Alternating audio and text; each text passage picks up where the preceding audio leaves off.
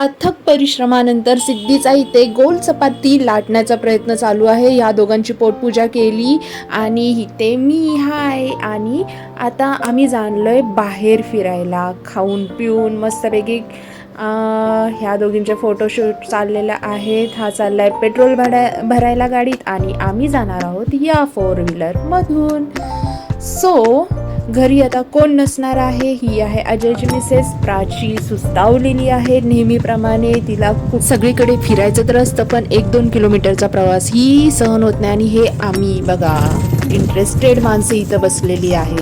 वळणं घेत आम्ही पोहोचलो एका उंच ठिकाणावर आणि तिथे आम्ही निसर्गाच्या सानिध्यात स्वतःला म्हणजे आम्ही इतकं फील करत होतो. थंडी बापरे, इतकी प्रचंड प्रमाणात थंडी. आणि हे सगळे दिसत आहेत आम्ही इतके गारटलेलो बापरे. आणि इथे बघा तुम्हाला दिसते का जुगजुग गाडी, रेल्वे गाडी चाललेली आहे, ट्रेन.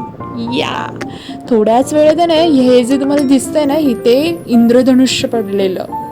वाव.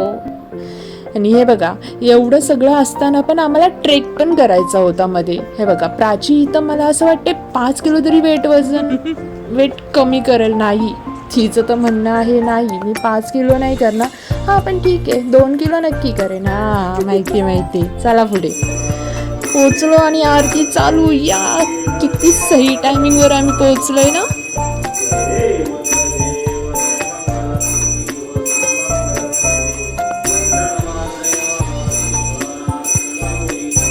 नाही आरती चालू असताना नाही वाजवायचं.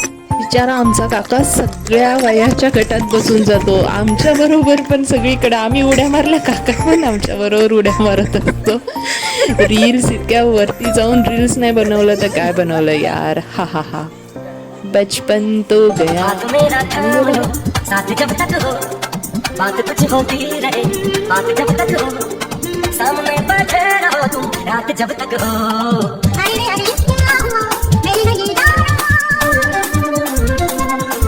तर असे थोडेफार रील्स